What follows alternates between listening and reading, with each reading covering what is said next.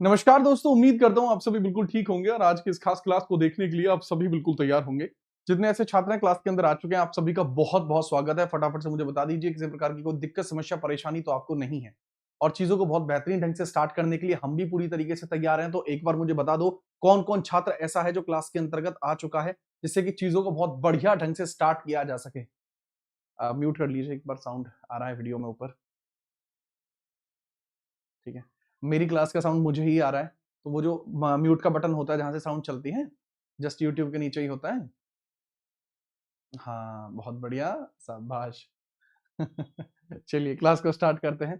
तो जो-जो बच्चे क्लास में आए हैं एक बार बता दीजिए, आरआरबी एनटीपीसी की क्लास होने वाली है, जो रोज रात को इतने ही बजे चलेगी, रोज रात को 10 बजे ही चलेगी और 10 बजे का समय इस वजह से, बहुत सारे ऐसे लोग होते हैं जो कि नौकरी पेशे वाले हैं या किसी अन्य जॉब में भी काम कर रहे हैं, लेकिन उन सभी का मानना होता है कि भाई किसी ना किसी तरीके से मार्ट साहब एक बार एनटीपीसी का पेपर निकल जाए, फिर पूरे मोहल्ले के अंदर डर का माहौल बना देंगे।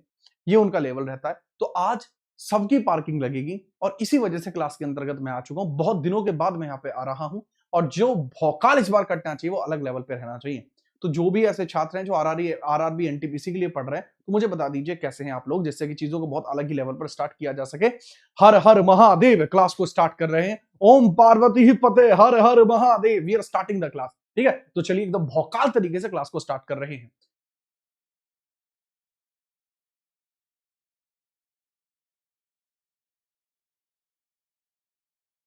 चलिए तो स्टार्ट करते हैं क्लास को बिना परेशानी के। जो-जो बच्चे आए हैं, मैं आपको पूरा बता देता हूं क्या मैटर है। सर यहाँ कंप्लीट जीके जीएस का रिवीजन होने वाला है। कंप्लीट जीके जीएस का, कंप्लीट जीके जीएस का रिवीजन आपका होगा और ये कितने दिन सीरीज चलेगी? सर ये कंप्लीट जीके जीएस का रिवीजन होगा और यहाँ पर हर एक सब्जेक्ट को कवर किया जाएगा। मतलब यहाँ पर जो सब्जेक्ट हम कवर करेंगे, subject to be covered, subject to be covered, जो-जो सब्जेक्ट यहाँ पर कवर होने वाले हैं, वो क्या-क्या कवर होंगे, समझना। यह कंप्लीट फुल रिवीजन आपका हो जाएगा। मतलब इसके अलावा आपको कुछ और देखने की जरूरत नहीं है। नोटबुक पेन लेके बैठना, ठीक है। चलो मैं आपको दोबारा से स्पष्ट कर देता हूं कि नोटबुक और पेन लेकर बैठना, नोटबुक प्लस पेन के बिना अगर बैठे हो तो बहुत बड़ी गलती कर रहे हो। सब्जेक्ट जो हम कवर करने वाले हैं वो पॉलिटी, हिस्ट्री, ज्योग्राफी, पॉलिटी हुई, हिस्ट्री हुई, ज्योग्राफी हुई, इकोनॉमिक्स हुई, इसको तो हम कवर करेंगे ही करेंगे। इसके बाद कंप्यूटर भी यहीं पर कवर किया जाएगा, करंट अफेयर यहां पर कवर की जाएगी, स्टैटिक यहां पे कवर की जाएगी और साइंस के नोट्स हमारे टेलीग्राम पर अपलोड कर दिए जाएंगे। साइंस के नोट्स, पीवाईक्यूज नोट्स हैं, प्रीवियस ईयर क्वेश्चंस हैं, वो हमारे टेलीग्राम पर अपलोड कर दिए जाएंगे। यही कॉन्सेप्ट इस बार चलने वाला है, तो चीजों को बहुत ध्यान तरीके से रखना। अगर आप तैयार हैं तो बता दीजिए, थ्योरी करवाओगे या पीवाईक्यूएस या दोनों? थियोरी की वीडियो आपको देखने को मिलेगी फरवरी के अंदर। जो थियोरी वीडियो आने वाली है, थियोरी की जो वीडियो होगी वो हमारी आएगी कब? फरवरी में वो वीडियो देखने को मिल जाएगी। फरवरी के अंदर वो वीडियो आपको देखने को मिल जाएगी, थियोरी की वीडियो, ठीक है। जो वन शॉट थियोरी रहेगी रेलवे एनटीपीसी के लिए, वो आपको तब देखने को मिलेगी, ठीक है। फरवरी में देखने को मिलेगी वीडियो। आज हम स्टार्ट कर रहे हैं पॉलिटी से। पॉलिटी की ओवरऑल जो क्लास होंगी इसके अंतर्गत, टोटल क्लास आपको रिवीजन के अंतर्गत जो देखने को मिल जाने वाली है, टोटल क्लास आपको देखने को मिलेंगी 7 थला फॉर ए रीजन। हिस्ट्री की आपको देखने को मिल जाएंगी 7 थला फॉर ए रीजन। ज्योग्राफी की क्लास आपको देखने को मिल जाएंगी 7 थला फॉर ए रीजन। इकोनॉमिक्स की आपको 5 देखने को मिलेंगी। कंप्यूटर की क्लास थला for a reason. Current affair आपको मंथ वाइज देखने को मिलेगी और यहां पर अलग तरीके से कुछ हार्ड टफ क्वेश्चन भी करेंगे। स्टैटिक के लिए आपको 10 क्लासेस देखने को मिल जाएंगी। ये पूरा कॉन्सेप्ट हमारा यहां पर रहने वाला है। अगर आप पूरी सीरीज से जुड़ पाते हैं तो उसके बारे में मुझे बता दीजिए। आज की जो क्लास है वो एक कॉम्पैक्ट क्लास आपको देखने को मिलने वाली है।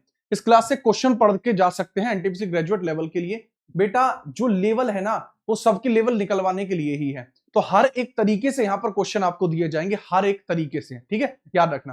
तो अगर आप तैयार हैं तो मुझे फटाफट से बता दीजिए कि कोई दिक्कत वगैरह तो आपको नहीं है, जिससे कि चीजों को बहुत अच्छे ढंग से आपके लिए पूरा कराया जा सके। इन सभी वीडियो में कौन कौन आने वाला है और रात का 10 बजे का टाइम कैसा है वो भी मुझे बता दो, या क्लास को और लेट या थोड़ा जल्दी कर दे, फटाफट से बता दीजिए। क्लास का टाइम कैसा है और क्या आप सब रोज आ सकते हैं? फटाफट से बताओ, फटाफट से, बिना किसी परेशानी के। रेलवे में बहुत दिन बाद मैं कम बैक कर रहा हूं, आप सभी लोगों के भी कम बैक करा दूंगा। क्लास डेली होगी। मतलब ये समझ लीजिएगा कि आप सांस लेना भूल सकते हो पर ये क्लास लेना नहीं भूलूंगा मैं। आगे बताओ, ठीक है। हाँ जी, स्टैटिक और वो करा दीजिए, बिल्कुल। सिस्टम पाड़ देंगे, सिस्टम पाड़ देंगे, मैं मान जा, ठीक है। चलो अगर आप तैयार हैं। सर अरे मेरे आए हैं क्लास में फ्लावर बरसाइए, बहुत बढ़िया। अच्छा आज जो है आप सभी जानते हैं वसंत पंचमी भी है, तो वसंत पंचमी की भी आप सभी को हार्दिक शुभकामनाएं। क्लास के अंदर वही टिके जो एंड तक रहे। शुरुआत में 1-2 दिन के लिए आने वाले छात्र जो एकदम बत्ती की तरह बुझ जाते हैं वो रहने ही दें, एनटीपी से आपके बस की बात नहीं है। टाइम इतना ही रहेगा। नाम है बसंत मिश्रा। क्या रहे बसंत? बेटा बसंत तुम्हें पता नहीं लगेगा कब मैं बसंत में आई लगा दूंगा और इस नाम को कुछ और ही बना दूंगा। इसलिए थोड़ा सा डट के रहिए, क्लास के अंदर भौकाल काटते रहिए। 10 PM ठीक है, आप सारे काम छोड़कर यहाँ आ जाया कीजिए। ठीक है, सिस्टम पार्ट देंगे। ये लीजिए अगला सवाल। अब यहाँ पे मैं आपको बता दूं, पहले हम पॉलिटी को स्टार्ट कर रहे हैं। टॉपिक वाइज पॉलिटी आपकी चलेगी, टॉपिक वाइज ही चलेगी। हम पॉलिटी को स्टार्ट कर रहे हैं और हम क्रमागत इसका अध्ययन करेंगे। इसका अध्ययन कैसा होगा? क्रमागत अध्ययन इसका किया जाएगा। मतलब बहुत सीरियल में इसका कॉर्नोलॉजिकली इसका अध्ययन हम यहाँ पर करने वाले हैं। ठीक है, कॉर्नोलॉजिकली इसका अध्ययन किया जाएगा। कॉर्नोलॉजिकली इसका अध्ययन किया जाएगा। टॉपिक बेस्ड इसमें अध्ययन करेंगे, टॉपिक बेस्ड। तो हमेशा से ही जो पॉलिटी में स्टार्ट करता हूं वो संविधान संशोधन एक्टों से करता हूं। ठीक है, तो याद रखना संविधान संशोधन अधिनियम इसमें होंगे, संविधान एक्ट इसके अंदर होंगे। संविधान के जो इंपोर्टेंट एक्ट हैं वो इसमें आपको देखने को मिलेंगे। संविधान की विशेषता देखने को मिलेगी, संविधान की विशेषता आपको इसमें देखने को मिल जाएगी। और इसके अलावा जितने भी संविधान सभा है इससे रिलेटेड जो क्वेश्चन है आपको देखने को मिल जाएंगे। पहली ही वीडियो में इतनी सारी चीजें आपको देखने को मिलने वाली हैं। रेडी रहना। कॉन्स्टिट्यूशनल एक्ट्स होंगे, कॉन्स्टिट्यूशनल फीचर्स होंगे और कॉन्स्टिट्यूएंट असेंबली होगी। इन सभी के क्वेश्चन आपके आएंगे। और इंपॉर्टेंट बात आपको यहां पर यह भी देखने को मिल जाएगी, जो क्वेश्चंस यहां पर मैं करवाऊंगा आप सभी को, ये क्वेश्चंस बेस्ड किस पर होंगे? सर इसमें प्रीवियस ईयर क्वेश्चंस होंगे 2025 के, साथ ही साथ 2021 के, और इसके अलावा आपके कुछ न्यू क्वेश्चंस भी होंगे जो हम यहां पर देखेंगे। एक भी सवाल ऐसा नहीं होगा जो फालतू का हो, बेमतलब का हो या लल्लू हो। सारे सवाल बेहतरीन तरीके से आपको देखने को मिल जाएंगे। अमित कुमार आपका स्वागत है। ये लीजिए, पहला ही सवाल आपका एमसीक्यू है जो प्रीवियस ईयर क्वेश्चन पे बेस्ड है। 6/6/2025 में आपको देखने को मिलता है। अलग ही लेवल का आपको सवाल देखने को मिल रहा है। किस अधिनियम ने नियंत्रण बोर्ड ऑफ कंट्रोल बनाकर दोहरी सरकार प्रणाली स्थापित की, लेकिन वाणिज्यिक मामलों के लिए कोर्ट ऑफ डायरेक्टर को सर्वोच्च निकाय बनाए रखा? बताएं। Which act established dual government by creating a board of control but keep the court of director as a supreme body for the commercial matters? ये आपका कब होता है? पहले ही सवाल का जवाब मुझे बताएंगे। सवाल में हर एक सवाल का मैं डिस्कशन करता हूं। देखो, जो हमारी पॉलिटी होती है उसके अंतर्गत कुछ इंपोर्टेंट एक्ट्स आपको देखने को मिलते हैं। अगर मैं क्विक रिवीजन की बात करता हूं तो आपको पता लगता है कि हमें ना कुछ अधिनियम पढ़ने पड़ते हैं जिससे संविधान बने हैं। जो 2 प्रकार के अधिनियम होते हैं, company act and crown act, 2 प्रकार के अधिनियम है। तो उसी के अंदर आपको पता लगता है कि जो रेगुलेटिंग एक्ट है, रेगुलेटिंग एक्ट आपको देखने को मिलता है। इसका हिसाब किताब रहता बढ़िया। रेगुलेटिंग एक्ट में ये चीजें नहीं होती, ये चीजें होती हैं आपके पिट्स इंडिया एक्ट के अंदर। रेगुलेटिंग एक्ट के माध्यम से 1774 का सुप्रीम कोर्ट बना है। 1774 का सुप्रीम कोर्ट आपका बना है। नेक्स्ट, अगर हम बात करते हैं रेगुलेटिंग एक्ट के ही बेसिस पर, हमें यह भी पता लगता है कि सुप्रीम कोर्ट तो बना ही बना है सर, लेकिन सर एक बात और याद रखना, इसी एक्ट के माध्यम से एक चीज और हुई है। मैं क्या बनाया भाई? सुप्रीम कोर्ट के अंदर जज एलिजा इंपे, लिमेस्टर हाइड्रो चैम्बर्स भी थे, और साथ ही साथ यहां पर सब भ्रष्टाचार पर रोक भी लगाई गई थी। भ्रष्टाचार पर रोक भी लगाई गई थी। लोगों को जितने भी यहां पर ईस्ट इंडिया कंपनी के जितने भी एम्प्लॉयज हुआ करते थे वो निजी गिफ्ट नहीं ले सकते थे, प्राइवेट गिफ्ट नहीं ले सकते, ना ही प्राइवेट ट्रेड कर सकते थे। साथ ही साथ ये भी कहा गया कि भाई जो रेगुलेटिंग एक्ट 1773 होगा, इसकी एक और जिम्मेदारी होगी कि रेगुलेटिंग एक्ट 1773 के माध्यम से यहां पर पोस्ट बनाई जाएगी बंगाल के गवर्नर जनरल की। दूसरा है पिट्स इंडिया एक्ट से यही होता है। चार्टर एक्ट 1813, भारत में पहली बार यूरोप की ईस्ट इंडिया कंपनी के अलावा जो अन्य कंपनियां हैं उनका आगमन होता है। 1833 में भारत के गवर्नर जनरल का पद बनाया जाता है। आगे हम बात करते हैं। अगला सवाल, इसका सही जवाब जो होगा पिट्स इंडिया एक्ट ही होगा। लीजिए बताओ, ये 17/6/2025 में बेस्ट लेवल का सवाल था। सवाल देखिए, 1833 का चार्टर अधिनियम ब्रिटिश भारत में केंद्रीकरण की ओर अंतिम कदम माना जाता है। कौन सा प्रावधान इसकी पुष्टि करता है? मतलब कौन सा ऐसा प्रोविजन है जो 1833 में किस चीज को दर्शाता है? 1833 में सेंट्रलाइजेशन को दर्शाता है। भौकाल जारी रहेगा। बिल्कुल भाई ऋतिक राहतकर, आप सभी जानते हैं कि भौकाल आज भी जारी है क्योंकि इस बार सिलेक्शन की आपकी बारी है। ठीक है, चलो आगे हम बात करते हैं। फटाफट बताओ। बॉम्बे और मद्रास को उनकी विधायी शक्तियों से वंचित करना, ईस्ट इंडिया कंपनी की व्यापारिक गतिविधियों का अंत करना, विधि सदस्यों की नियुक्ति करना, भारत के पहले विधि आयोग का गठन करना। फटाफट बताइए, फटाफट। अगर हम बात करते हैं इसके सेंट्रलाइजेशन को कौन दर्शाता है? बेटा बहुत तगड़ा सवाल है ये। इसमें आधे से ज्यादा बच्चे सवाल को गलत कर देंगे, जैसे कि कर ही रहे हैं। मैं आपको बताता हूं, 1833 का चार्टर आता है, इसी से शुरू होता है सेंट्रलाइजेशन। पहला सेंट्रलाइजेशन के पक्ष में कदम था। सेंट्रलाइजेशन के पक्ष में कदम यहां पे रखा गया, के पक्ष में कदम रखा जाता है। पहला काम इन्होंने किया कि सर इन्होंने एक स्टेप उठाया और ये सेंट्रलाइजेशन के पक्ष में इन्होंने कदम रख दिया। ठीक है, याद रखना। दूसरा अगर हम बात करते हैं, इन्होंने एक काम और कर दिया, जैसे सेंट्रलाइजेशन के पक्ष में तो इन्होंने कदम उठाया ही उठाया, साथ ही साथ इसके अंदर भारत का गवर्नर जनरल बना विलियम बेंटिक। भारत का गवर्नर जनरल बनता है, गवर्नर जनरल बनता है, कौन बनता है? तो विलियम बेंटिक बनता है। ये पहली बार बना है, विलियम बेंटिक बनता है। ये भी सर, ये तो सब बताते हैं, लेकिन बच्चे बात को समझना, ईस्ट इंडिया कंपनी की गतिविधियों का अंत होता है 1853 में, ये 1853 में होता है। दूसरा है विधि सदस्य की नियुक्ति होती है, बिल्कुल होती है। एक विधि सदस्य बनाया जाता है, एक लॉ मेंबर बनाया जाता है, और ये कौन बनता है? सर ये टीबी मैकॉले बनता है, टीबी मैकॉले बनता है, जिसको थॉमस बेविंगटन मैकॉले कहा जाता है। भारत का पहला विधि आयोग 1834 में बनता है, इसी का अध्यक्ष जो है ये टीबी मैकॉले है। बट बेटा एक बात को बहुत ध्यान से समझना, ये जो पूरा कॉन्सेप्ट है जिसके बारे में डिस्कशन किया गया है, ये पूरा कॉन्सेप्ट ही हमें बताता है कि बॉम्बे और मद्रास के पास शक्तियां नहीं है। ये बॉम्बे और मद्रास की शक्ति भी किस पर है? सर ये भी भारत के गवर्नर जनरल के पास है, ये भी भारत के गवर्नर जनरल के पास आपको देखने को मिल जाएगी। तो करेक्ट आंसर होगा कि भारत के गवर्नर जनरल के पास अगर ये शक्तियां हैं, तो स्पष्ट तौर पर हमें पता लगेगा कि मार्ट साहब तरीका फिर यही हुआ कि भैया यही बताता है कि सेंट्रलाइजेशन अभी भी चल रहा है। पहला सवाल का जवाब सही होगा। नेक्स्ट है, किस अधिनियम ने पहली बार भारतीय केंद्रीय विधान परिषद में स्थानीय प्रतिनिधित्व की शुरुआत की थी? फटाफट आप बताएंगे। मतलब ये भी सवाल प्रीवियस ईयर क्वेश्चन का है, यानी पीवाईक्यू ही आपको, बेस्ट पीवाईक्यू आपको देखने को मिल रहे हैं, और उसी के अंतर्गत ये सवाल आपको पूछा गया है। Local representation in the Indian central legislative council, किस अधिनियम ने पहली बार भारतीय विधान परिषद में स्थानीय प्रतिनिधित्व की शुरुआत की थी? मतलब जो लोकल रिप्रेजेंटेशन है उसको शुरू किया गया, वो कहां पर आपका किया गया, इसके बारे में बताइए। देखो एक और बात है, पहले आप सभी जुड़ जाइए, फिर मैं आपको एक बहुत सटीक बात बताता हूं, सटीक बात बताता हूं। ठीक है, पहले आप सभी जुड़ जाइए। इस सवाल के जवाब की अगर मैं चर्चा करता हूं, तो जो चार्टर अधिनियम 1861 देखने को मिलता है, इंडियन काउंसिल एक्ट 1861 जो आपको देखने को मिलता है, यही है जो स्थानीय प्रतिनिधित्व की शुरुआत करता है।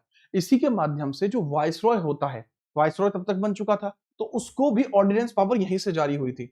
वाइसरॉय को ऑर्डिनेंस पावर, वाइसरॉय को ऑर्डिनेंस पावर यहीं से मिलती है, ऑर्डिनेंस पावर यहीं से मिलती है, वाइसरॉय को ऑर्डिनेंस पावर यहीं से मिलती है। इस बारे में भी स्पष्ट तौर पर याद रखना। अगर 1833 के चार्टर है, पीछे हम चर्चा करते आ ही रहे हैं, 1853 के चार्टर में आपको पता लगता है ऑल इंडिया लेजिस्लेटिव काउंसिल पहली बार बना, यही याद रखना, यहीं पर बना था all India legislative council, legislative council बनती है यहां पर, ऑल इंडिया लेजिस्लेटिव काउंसिल बच्चे यहां पर बनी है, ये 1853 में बनी। सदस्य पूछे तो सदस्य आपको देखने को मिल जाएंगे, इसके अंदर 12 सदस्य हुआ करते थे।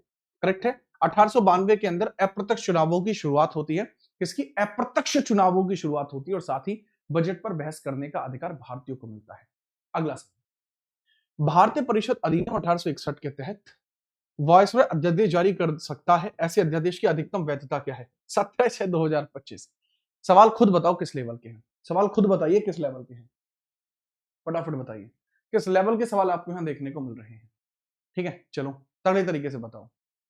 अच्छा, इस क्लास के अंदर एक बड़ी ही कॉमन सी चीज रहेगी कि बहुत सारे ऐसे छात्र रहेंगे जो इस क्लास के अंदर आएंगे जाएंगे, ठीक है, आते जाते रहेंगे, काफी सारे ऐसे बच्चे होंगे, लेकिन इसमें आपको घबराना नहीं है, आप छात्रों को इसमें घबराना नहीं है, ये चीज आप याद रखना कि आप छात्र इसमें मत घबराना बिल्कुल भी।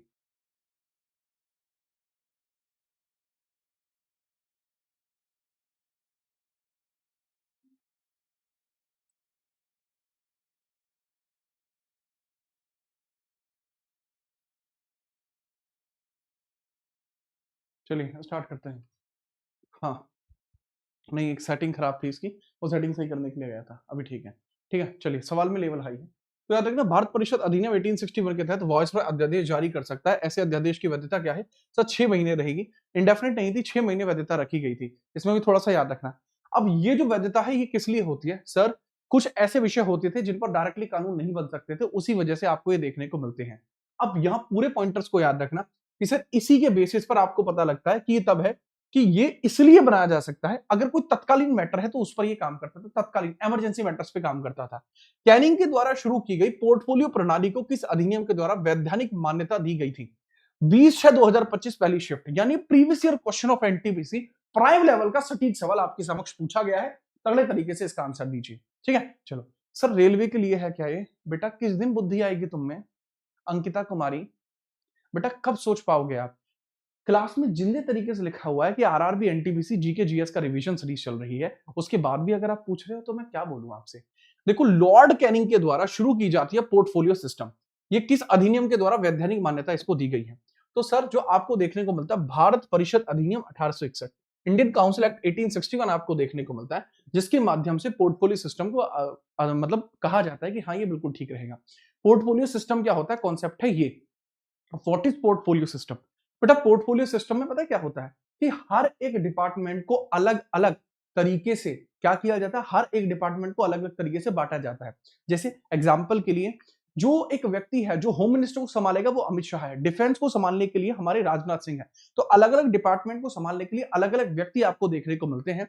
वही चीज आपको देखने को मिलती है, वो कैनिंग के द्वारा स्टार्ट की गई थी। ये पोर्टफोलियो प्रणाली है, ये इसी अधिनियम के द्वारा शुरू की जाती है। किसके द्वारा? 1861 में। गवर्नमेंट ऑफ इंडिया 1858 के द्वारा ये पहला आपको देखने को मिलता है। पहला क्राउन एक्ट भी आपका यही है, पहला क्राउन एक्ट भी यही है। इसी के माध्यम से सारी चीजें करी गई हैं। अगर हम बात करते हैं भारत के अंदर जो ब्रिटिशर्स के डायरेक्ट रूल की जो नींव पड़ती है वो यहीं से पड़ती है, ठीक है। याद रखना, भारत परिषद अधिनियम 1892, बजट पर बहस का अधिकार, पर सवाल नहीं पूछ सकते थे। मॉर्ले मिंटो रिफॉर्म 1909, सांप्रदायिक पंचायत का जन्म यहीं से होता है। यानी जब सांप्रदायिक पंचायत किसको कहेंगे बच्चा? सांप्रदायिक पंचायत का मतलब ये होगा हिंदू और मुस्लिमों के बीच में फूट यहीं से पड़ती है। इस समय मॉर्ले मिंटो रिफॉर्म इसलिए कहा जाता है इसको, मॉर्ले इस समय थे भारत राज्य सचिव, मिंटो वायसरॉय देखने को मिलते हैं। अगला सवाल है, किस अधिनियम को भारत के बेहतर शासन के लिए अधिनियम कहा जाता है? मतलब act for the good government of India, ये किसको कहा जाता है? Act for the good government in India, ये किसको कहा जाता है? सर, कैनिंग कब बना था वायसरॉय? कैनिंग 1858 में ही वायसरॉय बना था, उससे पहले वो भारत का गवर्नर जनरल हुआ करता था। आंसर बताएं। अगर हम बात करें act for the good government of India, Bharat के अच्छे शासन के लिए जो सरकार है वो आपको यहां देखने को मिलती है। मतलब जो गुड गवर्नमेंट के लिए शासन आपको देखने को मिलता है वो आपको यहीं देखने को मिलता है। चर्चा करते हैं सर, गवर्नमेंट ऑफ इंडिया 1858 ये कहां पढ़ा गया था? सर, ये 1 नवंबर में 1858 में मिंटो पार्क में पढ़ा गया था। मिंटो पार्क इलाहाबाद में पढ़ा गया था, कैनिंग ने इसको पढ़ा था। जब ये भारत के अंदर आया था उस समय क्वीन कौन थी? इस समय क्वीन आपको देखने को मिलती है, कौन भला? विक्टोरिया नाम की क्वीन आपको देखने को मिलती है, विक्टोरिया क्वीन थी। अगर पूछता हूं इस समय ब्रिटेन के पीएम कौन थे? ब्रिटेन के पीएम पामस्ट्रॉन्ग हुआ करते थे। करेक्ट आंसर आपको देखने को मिलता है। रेगुलेटिंग एक्ट जब आया इस समय ब्रिटेन के पीएम कौन थे? नॉर्थ थे, फ्रेडरिक नॉर्थ। फ्रेडरिक नॉर्थ आपको देखने को मिलेंगे, फ्रेडरिक नॉर्थ आपको देखने को मिल जाएंगे, इंपोर्टेंट है। चार्टर एक्ट 1853 के समय भी पामस्ट्रॉन्ग ही। भारत स्वतंत्रता अधिनियम के समय ब्रिटेन के पीएम कौन थे? क्लेमेंट एटली थे, ठीक है, याद रखिएगा। आगे हम बात करते हैं, लीजिए अगला सवाल। By which act were the supplementary question allowed to be asked in the legislative council for the first time? इतना प्यारा सवाल है ना जिसका कोई जवाब नहीं, इतना प्यारा सवाल है ना जिसका कोई जवाब नहीं। मैं आपसे पूछना चाह रहा हूं, कौन सा ऐसा अधिनियम था जहां सप्लीमेंट्री क्वेश्चंस का पूछा जाना वैलिडेट किया गया था? मतलब कि वैलिडेट किए जाने के बारे में हम बात करते हैं, उसको थोड़ा समझिए क्या है। कह दिया जाता है कि सबसे पहले 1892 एक्ट आता है, इसमें कहा गया कि भारतीय बजट पर सवाल पूछ सकते हैं। कह दिया गया भारतीय बजट पर सवाल पूछ सकते हैं, बजट पर सवाल पूछ सकते हैं, सवाल पूछ सकते हैं, पूछ सकेंगे, बट केवल सवाल पूछ सकेंगे। अगर इनको कुछ भी डिसीजन चाहिए, अगर इनको कोई भी सप्लीमेंट्री क्वेश्चन चाहिए तो ये सप्लीमेंट्री क्वेश्चन यहां पर नहीं पूछ सकते, ना ही ये वोट कर सकते, ना ही ये यहां पर बजट पर वोट कर सकते। दोनों ही चीजों के लिए कटिस थी। तो पहली बार जो कहा जाता है वो कब कहा जाता है? बेटा पहली बार इनको कहा जाता है गवर्नमेंट ऑफ इंडिया 1919 में। 1919 अधिनियम में पहली बार कहा गया था कि भारतीय बजट पर सप्लीमेंट्री क्वेश्चंस भी पूछ सकते हैं। The correct answer would be C. A answer नहीं है बेटा, सी आंसर है। और दूसरी बात, इस पूरे कॉन्सेप्ट को अगर आप पढ़ना चाहते हो कि सर इस पूरे कॉन्सेप्ट को एक बार पढ़ा दीजिए, ये तो हमने पढ़ा ही नहीं, हमारे शिक्षक ने हमको पढ़ाया ही नहीं, क्योंकि हमारा शिक्षक तो लगा हुआ था अपनी नई नई रील बनाने में, ठीक है। तो कॉन्सेप्ट यहां पर समझेंगे, इस तरीके के कॉन्सेप्टों का ही जो डिस्कशन है वो हमारे कोर्स में किया जाता है। इतिहास में पहली बार जो हमारा चैनल है आप लोगों का, इस चैनल पे पहली बार आपको कंप्लीट एआई बेस्ड पॉलिटी देखने को मिल रही है, जिसको मैं खुद पढ़ा रहा हूं, वो भी यूट्यूब पे फ्री में चल रही है। बट इसमें दिक्कत एक ही है, ये केवल लाइव आती है। 3 क्लासेस तो आ गई है, लेकिन बाकी सारी क्लासेस लाइव ही आएंगी, सिर्फ लाइव। तो वहीं पर आप देखेंगे कि इसके अंदर ही मैंने इस कॉन्सेप्ट का जिक्र कर रखा है। अब अगर मैं इसी में बात करता हूं 1919 अधिनियम में, तो यहां पे लगभग मैंने वो डिस्क्राइब किया है, यहीं पर आपको बताया गया था। और ये रहा कमाल की बात, देखो इसे कहते हैं बेटा एक्सपीरियंस। ये ऐसे हलवा खा के रील बना के बच्चों का पागल बना के नहीं आता। जो बच्चे कह रहे हैं ना सर इसके अंदर आपको जो चीजें देखने को मिलती है वो ऐसे नहीं देखने को मिलती, अच्छा इसके अंदर जो चीजें देखने को मिलती है वो 1919 से देखने को मिलती है। 1919 एक्ट के अंतर्गत ही इसके अंदर चर्चा की गई थी, ठीक है, वो सीधे तौर पर याद रखेंगे। अब यहां पर सवाल की हम बात करते हैं कि कैसे आपको यार इसमें एक मिस्टेक हो गई है, इसमें आप याद रख लेना, जो पूरा क्वेश्चन पूछने की डिमांड है वो 1909 में हुई थी। 1919 बता देता, मैं खुद गलत कर देता, पर याद रखना तथास्तु के अंदर मैं बता चुका हूं कि भारत परिषद अधिनियम 1909 में हुई है, ठीक है, इसको थोड़ा सा चेंज कर देना भाई, ठीक है, ज्यादा हवा में बह गया था, ठीक है। सी नहीं होगा सर जी, चेक कर लीजिए, हाँ बी होगा, बी होगा, मैं हवा में बह गया तो रुक जाओ, ठीक है। आगे हम बात करते हैं 1919 अधिनियम के तहत आरक्षित विषयों का प्रशासन गवर्नर के द्वारा किन की सहायता से किया जाता था, बताइए। जो आरक्षित गवर्नर्स आरक्षित विषय थे, दो प्रकार के विषय आपको देखने को मिलते हैं, दो प्रकार के विषय आपको देखने को मिलते हैं। जय महिष्मती। अगर हम बात करते हैं 1919 के अधिनियम में दो विषय थे, एक तो होते थे रिजर्व, जिसके ऊपर केवल गवर्नर ही इसमें सवाल बनाया करता था, और दूसरे जो आपको देखने को मिलते हैं ट्रांसफर्ड विषय होते हैं, जिसमें लोकल गवर्नर भी इसके अंदर चीजों को कर सकते थे, चीजों को बढ़ा सकते थे।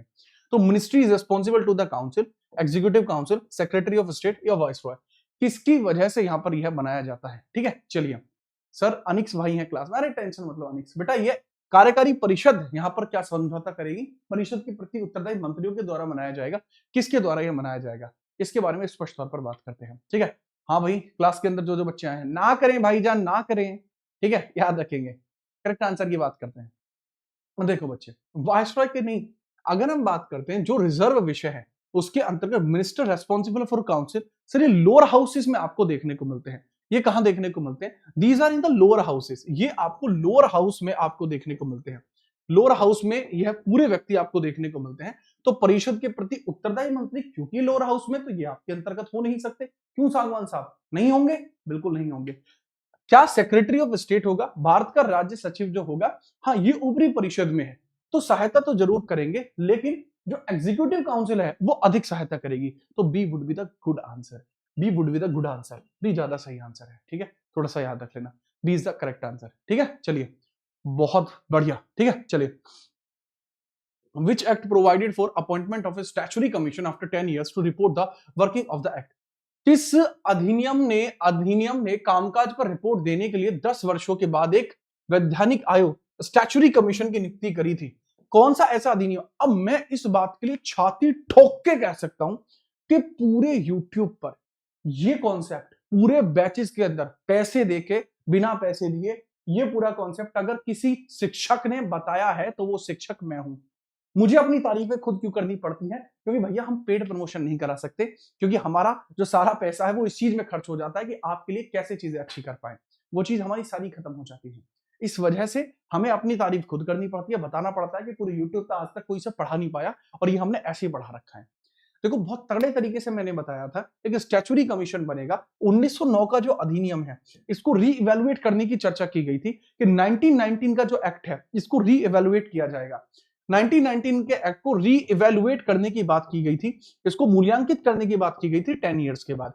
क्या मैंने नहीं बताया, मैंने बताया था कि 10 साल के बाद क्या होना था बेटा, 10 साल के बाद न सुष्मिता आप नमस्ते ले जा रही है आपकी प्रॉपर, मैंने बताया था कि 1919 अधिनियम को रीवैल्यूएट किया जाता है 10 साल के बाद, क्योंकि 1929 में चुनाव थे, इस वजह से साइमन कमीशन का गठन आपका 2 साल पहले ही हो जाता है। 1927 में ही इसका री इवेल्युएशन शुरू हो जाता है। करेक्ट आंसर आपको ये देखने को मिलता है। अगला सवाल है, भारत शासन अधिनियम 1935 ने प्रांतों में द्वैध शासन को समाप्त कर दिया और इसे कहां पर लागू कर दिया। ये 5 है, ये एमएलएस क्वेश्चन है, एमएलएस क्वेश्चन है। एमएलएस का मतलब क्या होता है, ये महालल्लू सवाल है।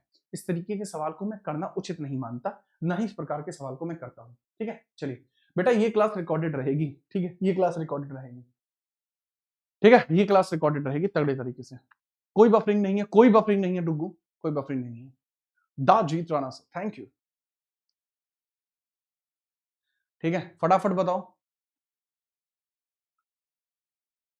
पॉलिटी की क्लास लाइव कब चलती है? वो दोपहर में 12 बजे चलती है।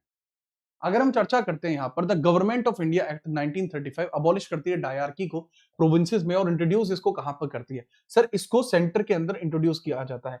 अगर मैं आपसे एक बड़ी प्यारी सी बात पूछूं, जो रेस्पॉन्सिबल गवर्नमेंट आपका होता है वो आपको कहां देखने को मिलता है? दूसरा एक और बात याद रखना, मुझे एक और बता दीजिए कि सर यहां पर प्रोविंशियल ऑटोनोमस गवर्नमेंट कहां पर शुरू की गई है? प्रोविंशियल ऑटोनोमस गवर्नमेंट कहां शुरू की गई है? ऑटोनोमस गवर्नमेंट कहां शुरू की जाती है? स्थानीय स्वायत्त सरकार। स्थानीय स्वायत्त सरकार कब शुरू की जाती है? स्वायत्त सरकार आपका कहां पर शुरू की जाती है? स्थानीय स्वायत्त सरकार आपकी कहां पर शुरू की जाती है, इसके बारे में बता दीजिए। सर स्थानीय स्वायत्त सरकार जो शुरू की जाती है सर वो 1935 एक्ट में शुरू की जाती है। 1935 एक्ट में शुरू की जाती है, बट डायरकी सेंटर के अंदर 1935 एक्ट लेकर आता है। रियासतों में डायरकी कभी नहीं चली, नगर पालिकाओं में आज भी नहीं है, डिस्ट्रिक्ट्स में भी नहीं है। करेक्ट लेवल पर आप याद रखें, करेक्ट आंसर यही होगा। ठीक है, चलिए आगे हम बात करते हैं। Which act established as a federal court in India which began? किस अधिनियम ने भारत में एक संघीय न्यायालय फेडरल कोर्ट की स्थापना करी थी? 7/6/17/6/2025 के अंदर ये सवाल पूछा गया था। तीसरी शिफ्ट का एक क्वेश्चन है। फटाफट लेवल पर आप बताएंगे क्या चीजें इसके अंतर्गत हो सकती हैं।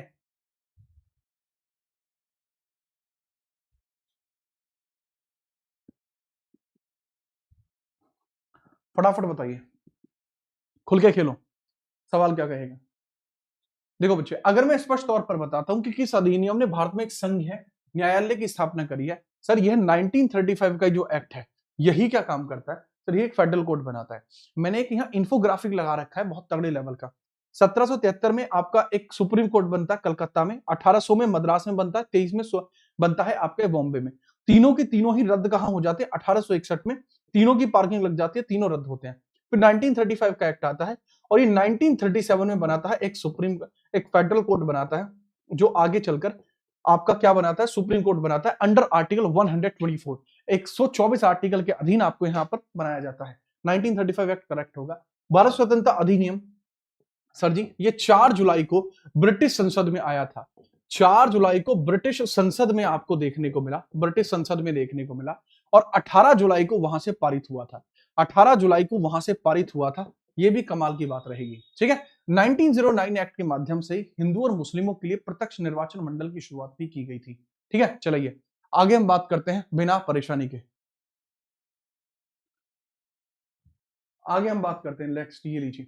1935 के अधिनियम के तहत अवशिष्ट शक्तियां ना तो संघीय और ना ही प्रांतीय विधायिका के पास थी, वे किसके पास थी? वाह क्या बात है भैया। ये सवाल फिर छाती ठोक के मैं कह रहा हूं कि ये सवाल पूरे यूट्यूब पे अगर मेरे अलावा किसी ने पढ़ाया हो, या मतलब अब से पहले यानी 5/6/2025 से पहले अगर किसी ने पढ़ाया हो तो मैं मान जाऊंगा। उसके बाद भी पढ़ाया हो तो मुश्किल से एक या दो टीचर्स हैं जिनको मैं पर्सनली जानता हूं, अपने खास जानकार हैं, केवल उनके द्वारा पढ़ाया गया। टीचर आज भी लगे हुए हैं बच्चों को पढ़ाने में कि आर्टिकल 72 में क्या होता है, आर्टिकल 79 में क्या है, राष्ट्रपति की क्षमादान किस जगह है, आर्टिकल 108 क्या। ये सवाल आते ही थोड़ी है यार, सवाल आते ही ये रेजिडुअल पावर्स पूछ ली, बताओ पता है आपको रेजिडुअल पावर क्या होती है? ऐसी पावर जिनका जिक्र संविधान में नहीं है, they are called as residual powers. तो रेजिडुअल पावर्स के बारे में बात करते हैं। अगर मैं वर्तमान स्थिति की बात करता हूं, वर्तमान 2026 चल रही है, 2026 में रेजिडुअल पावर कहां है? सर वर्तमान में जो रेजिडुअल पावर्स है वो आर्टिकल 248 में है, और पता लगती है कि वो संसद में आपको देखने को मिलती है। आज की डेट में तो ये संसद में है, लेकिन उस समय कहा गया था कि भैया जो रेजिडुअल पावर्स है वो आपकी रहेंगी किसके अंतर्गत? सर वो रहेंगी गवर्नर जनरल के अंतर्गत, जिसको उस समय वायसरॉय कहा जाता था, जिसको उस समय वायसरॉय कहा जाता था। करेक्ट आंसर इसका बी, करेक्ट आंसर इसके अंदर बी। तो ये भी तो समझिए, देवराज याद रखोगे, बहुत बढ़िया। आगे हम बात करते हैं, इंग्लैंड की महारानी के पास नहीं थी, जो वायसरॉय के पास थी, आर्टिकल 248। समझिए लेवल है क्लासों का यार। अब ये फिर सर ये पढ़े कहां पे? ये देखो आप तगड़े तरीके से आप आएंगे, इसी के अंतर्गत आएंगे। रेजिडुअल पावर्स की चर्चा यहां पर ही की गई है। ठीक है, याद रखना। अरे भाई तू हट जा, क्या यहाँ पे आ गया बीच में, क्या रे? चलिए अगर हम बात करते हैं, यहीं पर बताया गया है आपको रेजिडुअल पावर्स अन्यथा के बारे में, आपको यहीं पर चर्चा की गई है 1919 के बाद। इसी के अंदर आपको रेजिडुअल पावर्स के बारे में चर्चा की जाती है, ठीक है, याद रखना। 1935 का एक्ट जब आगे आएगा तो उसी में रेजिडुअल पावर्स की चर्चा की जाएगी, ठीक है, उसी में रेजिडुअल पावर्स की चर्चा की जाएगी, ठीक है। चलो आगे हम बात करते हैं। नेक्स्ट अगले सवाल की हम बात करते हैं, ये रहा 1935 के अधिनियम में 11 में से कितने प्रांतों में द्विसदन विधायिका का प्रस्ताव रखा गया था? 11 में से कितने सदनों के अंदर द्विसदन विधायिका का प्रस्ताव था? फटाफट बताइए, कितने स्थानों पर प्रस्ताव था कि यहां पर द्विसदन विधायिका लगेगी ही लगेगी? ठीक है सर, अगौता के हो आप ना भाई, अगौते का कौन है भाई? मैं आड़े दो रेपडे है भाई हमारे, ठीक है। चलिए तो फटाफट मुझे बताइए तगड़े तरीके से कितने जगह पर कहा गया था यह काम चलेगा? देखो अगर हम बात करते हैं बाइकैमरल स्ट्रक्चर को कितनी जगह पर लागू करने की बात की गई थी, 1935 के एक्ट में 11 जगह पर आपका ये सब था, और यहां बाइकैमरल स्ट्रक्चर का जो लागू करने का प्रावधान था वो कितने स्थानों पर रखा गया था? फटाफट लेवल पर इसके बारे में बताएंगे। ये सवाल भी पढ़ा रखा है, करेक्ट आंसर है 6 जगह लगाने का प्रावधान था। जहां पर कांग्रेस ने अपनी स्पष्ट गवर्नमेंट बनाई थी वहां वहां की बात तय की गई थी। यूपीएससी की क्लास क्यों नहीं लगाई आज दाऊ? यार यूपीएससी की क्लास का टाइम में चेंज है, जो बच्चे यूपीएससी के लिए आए हैं यूपीएससी की क्लास में हल्का सा चेंज है। यूपीएससी की क्लास हमने यहाँ पे कर दी है, उसका टाइम अब हमने 8:30 कर दिया है, रोज 9 बजे रहता था, उसका टाइम 8:30 हो गया है, ठीक है। चलिए तो वो कल से आपकी 8:30 बजे चलेगी, ठीक है, वो रुकेगा कुछ नहीं, ठीक है, ये आपकी आपको सेम टाइम पे देखने को मिलेगी 10 बजे। आगे हम बात करते हैं, ये लीजिए, किस अधिनियम ने पहली बार प्रांतीय बजट को केंद्रीय बजट से अलग कर दिया? पहली बार जो आपका सेंट्रल बजट था ये पहली बार प्रोविंशियल बजट से अलग हो जाता है। Which act separated the provincial budget from the central budget? यानी अब दोनों के लिए बजट अलग अलग आएगा। तो सबसे पहले हम बात करते हैं भारत के लिए पहली बार बजट कब आया? भारत के लिए पहली बार बजट सर 1860 के अंदर, या फिर अगर हम पुरानी ही बात करें, विश्व में पहली बार बजट कब आया? विश्व में पहली बार बजट कब आया? तो बताइए विश्व में पहली बार बजट कब आपको देखने को मिलता है? अच्छा, विश्व में पहली बार बजट देखने को मिलता है इस ईयर में, किसके द्वारा? रॉबर्ट वॉलपॉल के द्वारा। रॉबर्ट वॉलपॉल के द्वारा देखने को मिलता है। रॉबर्ट वॉलपॉल कौन थे सर? ये ब्रिटेन के पीएम आपको देखने को मिलते हैं, ब्रिटिश पीएम है, इन्हीं के द्वारा यह लाया गया था। इसका मजाक उड़ाया गया और कहा गया कि भाई कितनी मजे की बात है, इनका पूरा मजाक उड़ाया गया था, इनकी बुद्धि खराब हो गई थी। लेकिन भारत में पहली बार यह बजट कब आता है? भारत में पहली बार बजट कब आता है? पहली बार बजट आपको कब देखने को मिलता है भारत में? पहली बार 1860 में देखने को मिलता है, 1860 में देखने को मिलता है।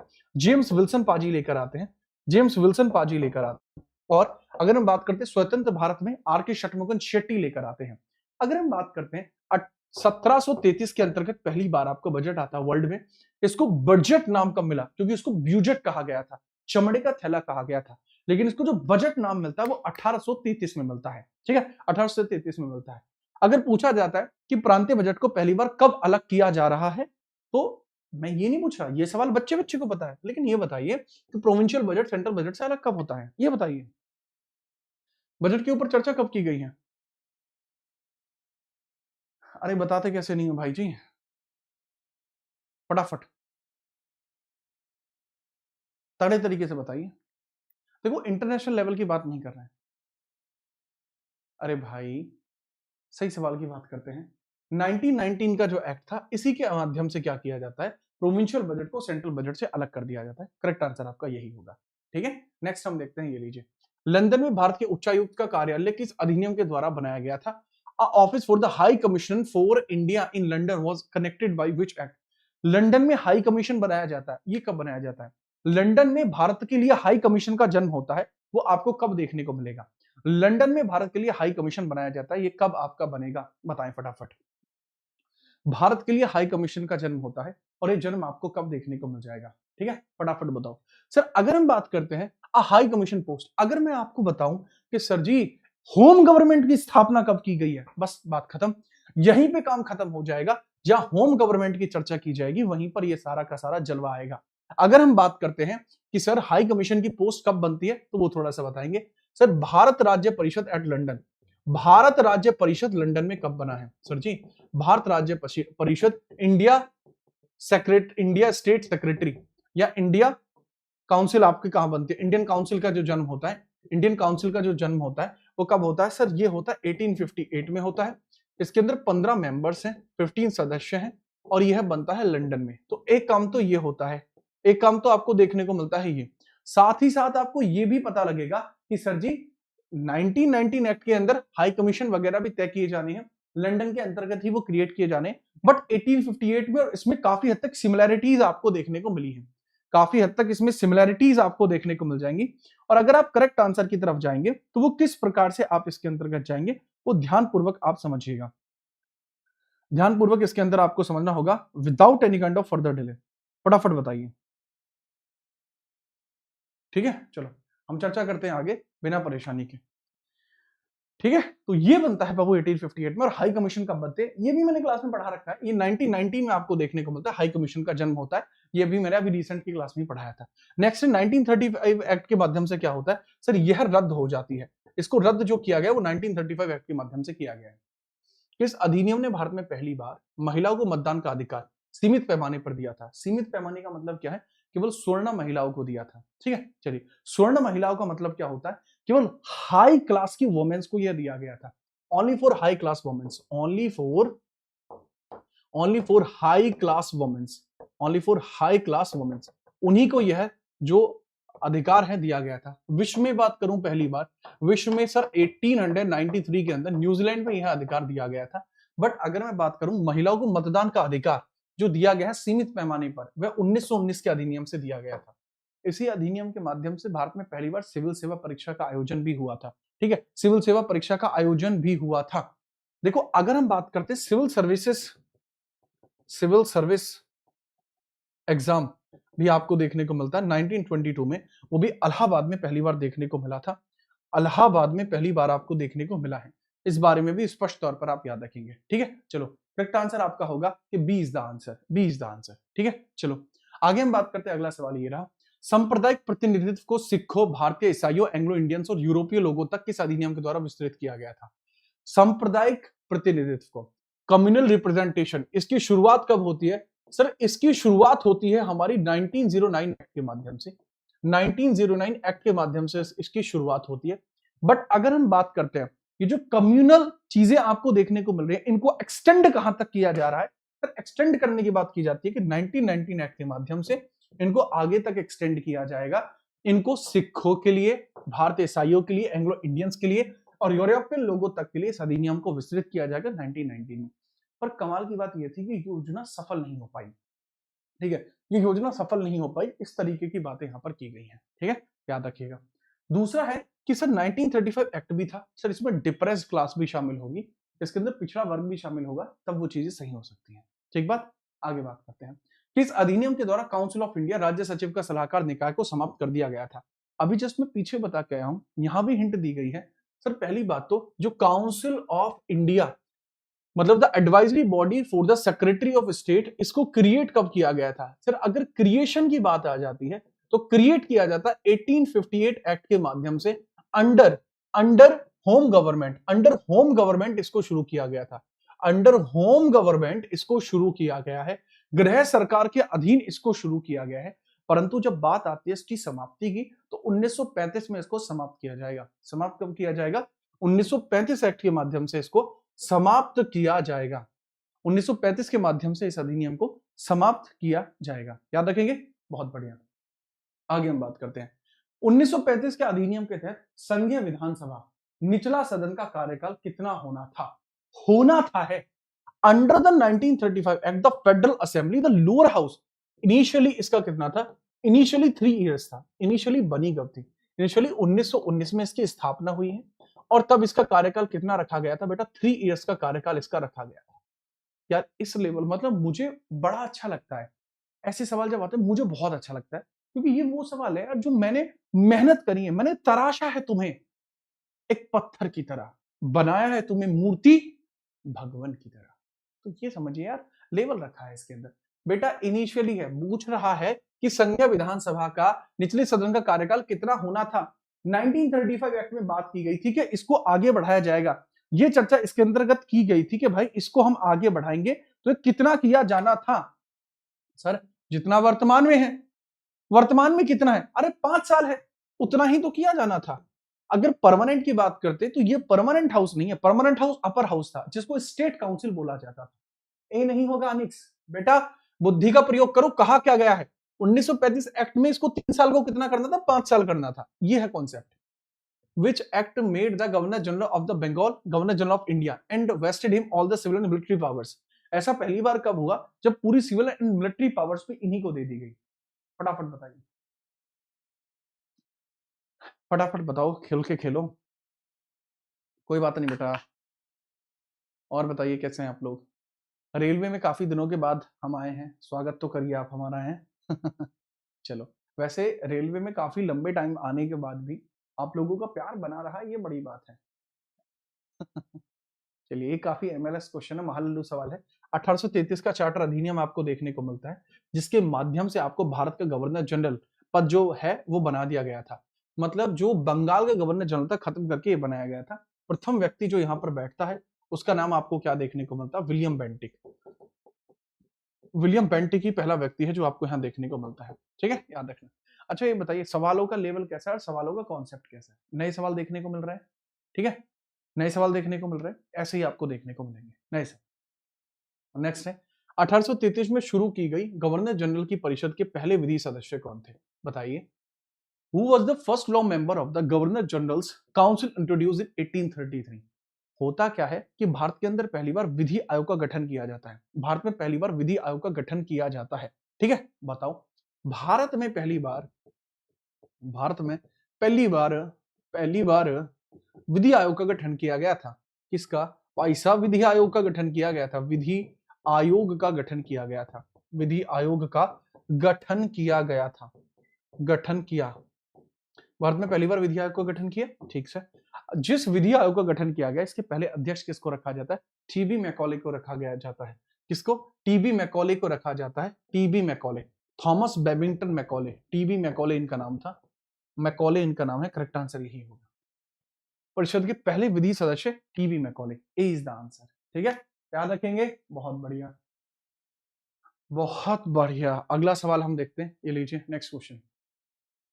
सवाल नंबर कौन सा वो भी देखेंगे। सर, 24 नंबर का सवाल है आपका, तो बताएंगे इसके बारे में कि सर निम्नलिखित में से किस अधिनियम ने बजट पर चर्चा करने की शक्ति दी लेकिन उस पर मतदान करने की शक्ति नहीं दी थी।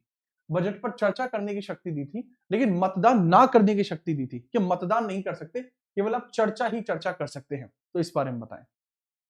बहुत कॉन्सेप्ट सिंपल है, इसके बारे में बता सकते हैं। ठीक है, कहा है ना कि बानी बहुत बढ़िया सवाल, रउआ सवाल रखे रहे, तुम्हारी बुद्धि में खोपड़ी में कुछ तो जाना चाहिए। इतनी ही भोजपुरी मुझे आती है, मैंने एक ही लाइन में सारी बोल दी। आप मुझे और भोजपुरी सिखाओगे, मैं सीख जाऊंगा। ठीक है, आप सिखाओ तो। अगर हम बात करते हैं तो सर निम्नलिखित में से बजट पर डिस्कस करने की पावर नहीं दी थी, 1892 में दी थी। ये तो सिर्फ आपको भोंदू बनाने के लिए है कि बहुत सारे बच्चे इस झांसे में आके इसमें लिखते हैं। ठीक है, बट यहां पर चीजें देखने को मिलती हैं कि भाई करेक्ट आंसर आपको देखने को मिल जाएगा, 1892 एक्ट आपको देखने को मिलेगा। ठीक है, याद रखिए।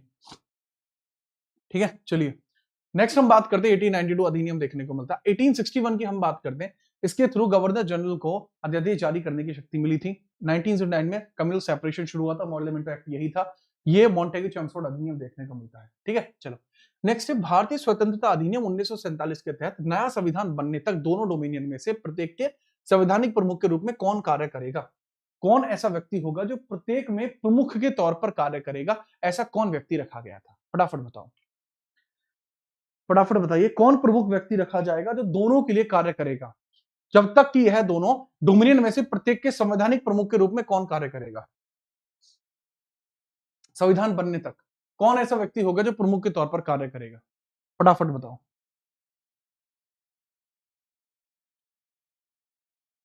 फटाफट, अगर मैं आपसे पूछूं, जिन्ना जो थे पाकिस्तान के पहले कौन बने थे, जिन्ना पाकिस्तान के पहले गवर्नर जनरल बने थे। गवर्नर जनरल बने थे पाकिस्तान के पहले, ना प्रधानमंत्री ना राष्ट्रपति, गवर्नर जनरल बने हैं। करेक्ट आंसर है गवर्नर जनरल ही है। मतलब गवर्नर जनरल वो पोस्ट बनाया गया था जो 1947 से लेकर जब तक संविधान लागू नहीं हो जाता तब तक के लिए रहेगा। भारत का अंतिम गवर्नर जनरल आपको जेबी कृपलानी आपको देखने को मिलते हैं। ठीक है, याद रखना। और 1784 में स्थापित नियंत्रक बोर्ड का प्रमुख कौन होता था, जो बोर्ड ऑफ कंट्रोल है इसका हेड आपका कौन हुआ करता था, तो बोर्ड ऑफ कंट्रोल जो यहां पर बना है वो कौन होता था। ठीक है, चलो, इसमें बहुत सारे बच्चों को कई बार गलती हो जाती है, बच्चों को गलती हो जाती है कई बार, फटाफट बताइए। अरे छोटा भीम जवाब दो। ठीक है, देखो अगर मैं बात करता हूं जो बोर्ड ऑफ कंट्रोल आपको देखने को मिलता है, इसका प्रमुख व्यक्ति आपको कौन देखने को मिलता है, यहां पर उसके बारे में थोड़ा सा बताइए। सर, ब्रिटिश कैबिनेट का एक सदस्य होता था, गवर्नर जनरल नहीं होता था, ना ईआईसी का अध्यक्ष, ना राज्य सचिव, क्योंकि ये पोस्ट तो बनी ही नहीं थी। करेक्ट आंसर आपको बी ही इसमें देखने को मिल जाता है। ठीक है, याद रखना बिना परेशानी के।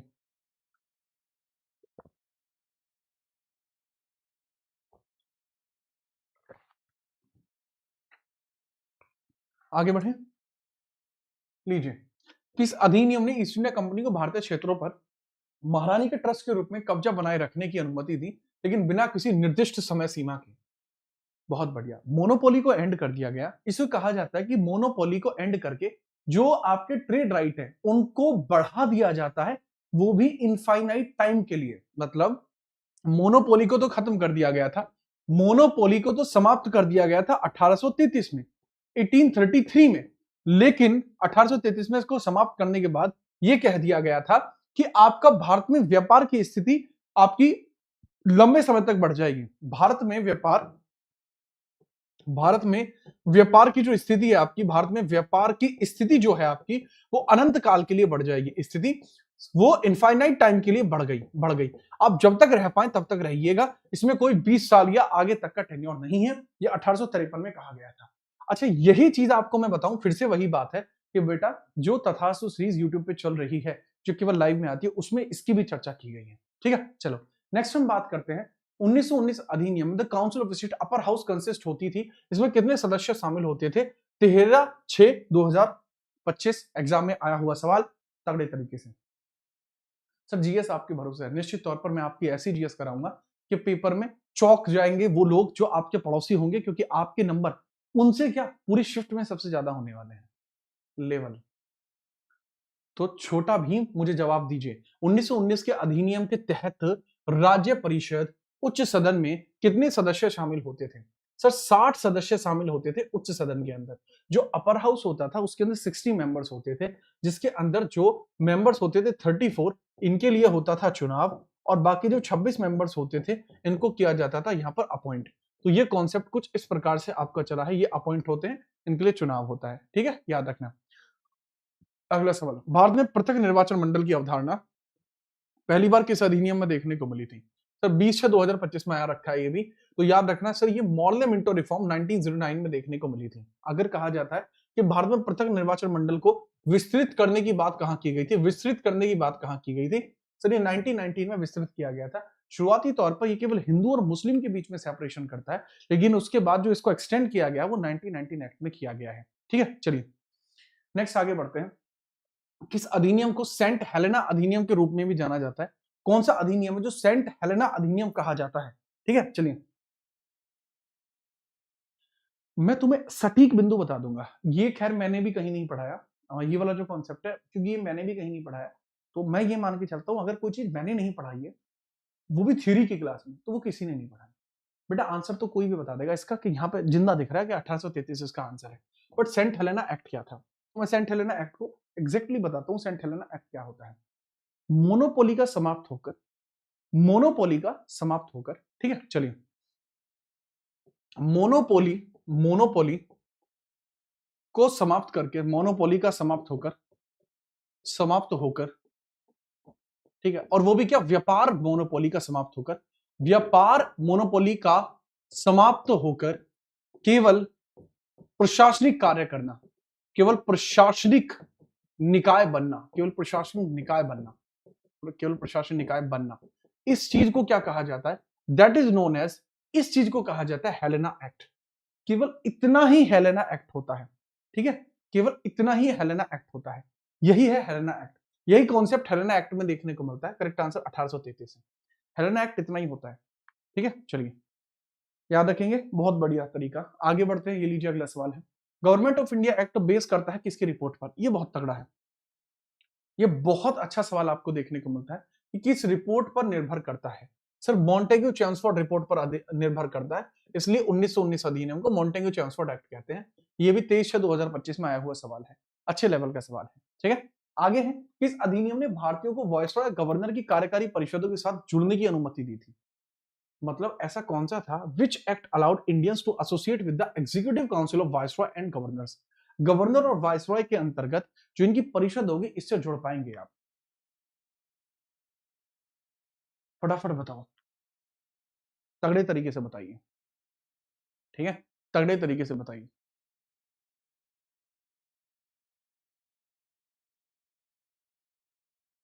इशरांत भाई कैसी बात है? देखो अगर हम बात करते हैं इसके अंतर्गत पूछा गया है कि which act allowed Indians to be associate with the executive council of viceroy and governor. Viceroy and governor की एग्जीक्यूटिव काउंसिल के अंदर जब लोगों को शामिल करने की बात की जाती है तो इस बारे में चर्चा की जाती है, वो बताइए। सर अगर हम बात करते हैं पहली बार पहली बार एग्जीक्यूटिव काउंसिल जो वाइसरॉय और गवर्नर की होती है उसके अंदर शामिल होने का मौका मिलता है, उसके अंतर्गत शामिल होने का मौका मिल जाता है, तो इसके बारे में आपको बताना है कि भाई किस तरीके से चीजें आपकी रही हैं, ठीक है, याद रखना। बेटा कितने बड़े गधे हो तुम। 1909 इसका अधिनियम होगा, क्यों? क्योंकि आपको क्या याद नहीं आता? 1910 में सत्येंद्र सिन्हा वाइसरॉय काउंसिल में शामिल हुए थे। किसमें हुए थे? सर ये वाइसरॉय काउंसिल में शामिल हुए थे, पहले व्यक्ति थे। और सर जो आपकी दूसरी जो गवर्नर काउंसिल देखने को मिलती है इसमें हिंदू पक्ष से केसी गुप्ता, मुस्लिम पक्ष से सैयद हुसैन, क्या शामिल नहीं हुए थे? हुए थे सर, बताया तो था, आपने याद नहीं है बस। वक्फ संशोधन अधिनियम 2025 ने निम्नलिखित में से कौन सा परिवर्तन किया है? बहुत बढ़िया, ये सवाल आपको देखने को मिलता है 19/6/2025 में। ये सवाल है भाई और तगड़ा, ठीक है, ये सवाल और तगड़ा है। वक्फ एक्ट के माध्यम से जो चेंज किया गया है वो किस में किया गया है? Abolish state waqf board, allowed private leasing, removed audits, added Muslim women to the boards. कौन सा परिवर्तन किया गया है इसके बारे में बताइए। मुस्लिम महिलाओं को जोड़ना, निजी पट्टे की अनुमति देना, राज्य वक्फ बोर्डों को समाप्त कर देना, कौन सा ऐसा कार्य है जो आपको वक्फ बोर्ड में आपको देखने को मिल जाएगा? सर जो वक्फ चीजें आपको देखने को मिलती है वक्फ बोर्ड के द्वारा जो चीजें की गई हैं उसके अंदर पहली बात तो राज्य वक्फ बोर्ड खत्म नहीं हुए, प्राइवेट लीजिंग बंद नहीं हुई है, रिमूव ऑडिट्स खत्म नहीं हुआ है। हाँ, महिलाओं को बोर्डों में शामिल करने के लिए बोला गया है, पहले ऐसा नहीं था। महिलाओं के एकीकरण के लिए चीजों को यहां पर किया गया है। नॉन मुस्लिम मेंबर्स को भी इसमें ऐड होने की बात की गई है और इनको जुडिशरी के अधीन कर दिया गया है, ठीक है, चलिए याद रखेंगे, बहुत बढ़िया। नेक्स्ट है 40वें संशोधन अधिनियम 1976 के संदर्भ में समुद्री क्षेत्रों की कौन सी श्रेणी संसद के विधायी क्षेत्र अधिकार के अंतर्गत आती है? इसको क्या कहा जाता है? आर्टिकल मैं बता दूं 297 में आपको देखने को मिलता है, 40वें संविधान संशोधन से रिलेट करता है। और कमाल की बात यह है कि ये क्वेश्चन भी मैंने आपको पहले ही करा रखा था, ये क्वेश्चन भी मैंने आपको पहले ही करा रखा था, तगड़े लेवल पर इस क्वेश्चन को मैंने कराया हुआ है और पहले ही इस क्वेश्चन को मैंने कराया हुआ है, ठीक है। Sir territorial water and exclusive economic zone जो कि 12 नॉटिकल माइल्स तक होता है, ईईजेड कहां तक होता है? Extended up to 12 nautical miles. यहां कहां तक होता है? 12 नॉटिकल माइल्स तक ये एक्सटेंड होता है। तो करेक्ट आंसर होगा territorial waters and EEZ is the correct answer. B इसके अंदर सही जवाब आपको देखने को मिल जाएगा, बी इसके अंदर आपको सही जवाब देखने को मिल जाएगा, ठीक है। चलिए आगे हम बात करते हैं। 2002 में कानूनी सेवा प्राधिकरण अधिनियम ने संशोधन का मुख्य उद्देश्य क्या था? सर जो आपको देखने को मिलता है legal service authorities act in 2002 के अंदर जब संशोधन किया गया था तो मेजर इसमें क्या परिवर्तन हुआ था? ये आपके थोड़ा दिमाग खोलने के लिए सवाल है। जो बेसिक कॉन्सेप्ट था वो ये था, ये थोड़े दिमाग खोलने के लिए सवाल है। कुछ नए कॉन्सेप्ट हैं जो आपके आए हैं, तो मैं सोच रहा हूं क्योंकि एक्टों से निर्भर है तो इनको पहले ही दिन मैं इनको कराऊं, पहले ही दिन आपको मैं करा दूं इनको कि कोई समस्या इसमें आपको रहेगी, ठीक है। चलिए सर पहली बात है सभी नियमित अदालतों को लोक अदालत से बदलना। यार अगर सारी की सारी रेगुलर अदालत लोक अदालत हो जाएंगी तो कॉन्सेप्ट बन ही नहीं सकता। दूसरा है कि सर सार्वजनिक उपयोगिता सेवा विवादों के लिए स्थायी लोक अदालतें स्थापित करना। परफेक्ट। एस्टेब्लिश परमानेंट लोक अदालत for public utility cases. Public utility cases के अंदर अदालतों का बनाया जाना इसके अंदर निर्भर रखा गया था। 35वां क्वेश्चन आपका ये था। आगे हम बात करते हैं 36वां। किस भारतीय संशोधन अधिनियम ने राज्य के नीति निर्देशक सिद्धांतों में कुछ भी संशोधन नहीं किया? मतलब डीपीएससी में एक भी संशोधन नहीं हुआ है। ये भी कॉन्स्टिट्यूशनल एक्ट का सवाल है। हमारे जो टाइपिस्ट हैं उन्होंने जलवा कर दिया है। उन्होंने क्या काम किया है? कॉन्स्टिट्यूशनल एक्टों को भी अमेंडमेंट एक्टों को भी कॉन्स्टिट्यूशनल एक्ट में डाल दिया है। अच्छे कंटेंट राइटर हैं अपने। दूसरी बात, अच्छा, कितने ऐसे छात्र हैं जो रेगुलरली इस क्लास को चाहते हैं कि सर रेलवे की क्लास बंद ना हो, चाहे कुछ भी हो, जमीन आसमान इधर से इधर हो, लेकिन रेलवे की क्लास बंद नहीं होनी चाहिए। कितने ऐसे छात्र हैं जो ऐसा चाहते हैं? फिर मैं रेलवे की क्लास को बंद ही नहीं करूंगा। हस्ती मिट जाती है आशियां बनाने में, बहुत मुश्किल होती है अपनों को समझाने। बताइए फटाफट। ठीक है, चलो। हाँ, ये वीडियो रिकॉर्डेड फॉर्मेट में मिल जाएगी। मैं आपको बता दूं, ये डीपीएसपी में कुछ भी संशोधन नहीं किया।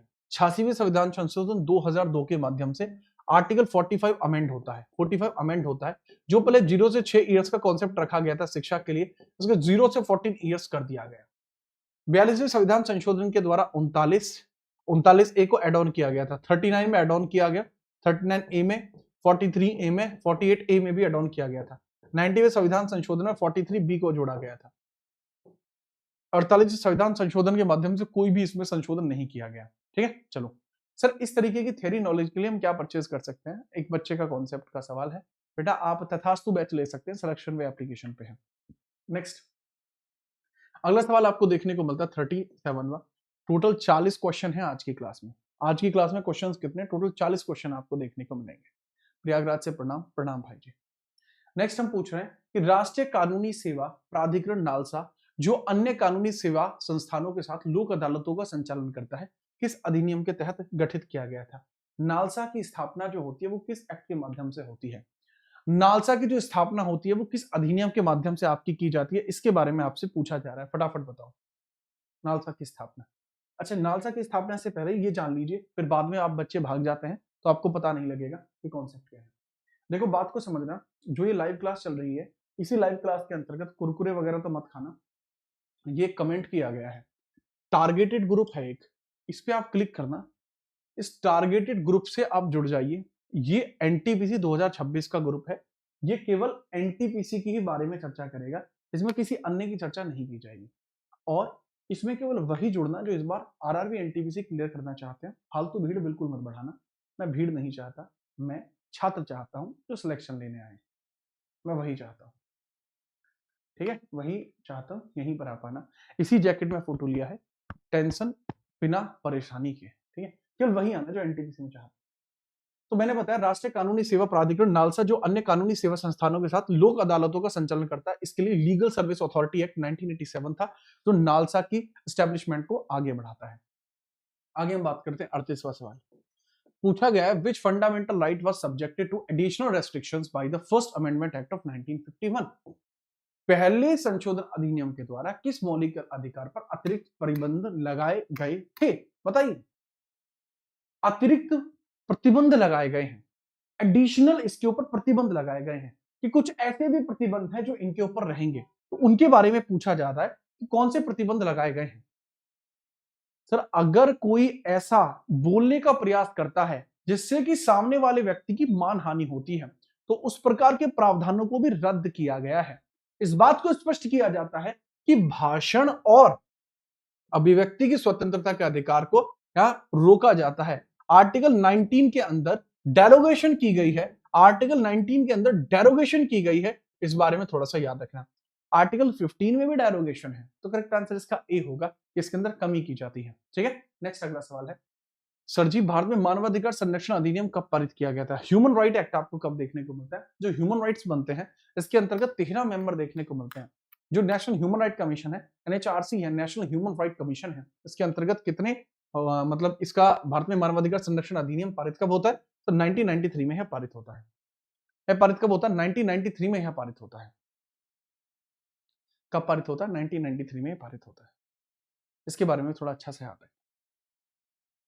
ठीक है, चलिए भैया बिहार से हैं, अरे जिया हो बिहार के लाला, लाला जी डट जाओ थोड़ा सा, बाजीगर याद रखो।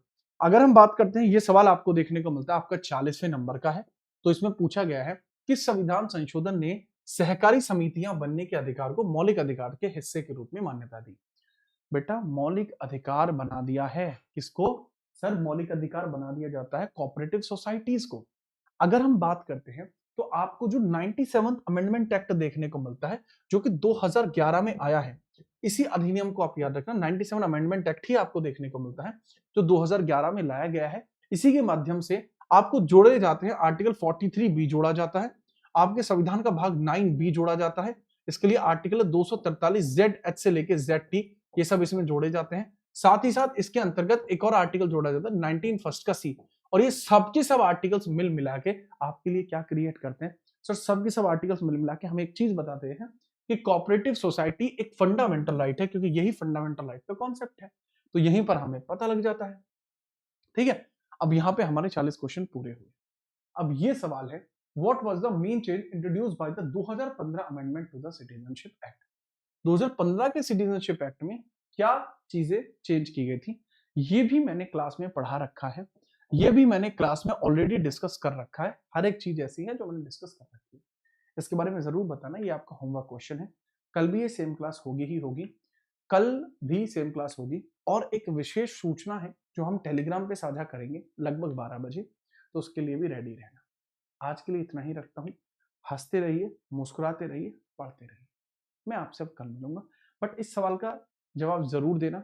जो इस सीरीज को कंटिन्यू रखना चाहते हैं वो इस सीरीज के नीचे कमेंट जरूर करना कि नेक्स्ट क्लास जल्द हो। तो जो इसकी नेक्स्ट क्लास चाहते हैं कमेंट जरूर। कल मिलते हैं, तब तक के लिए जय हिंद, वंदे मातरम।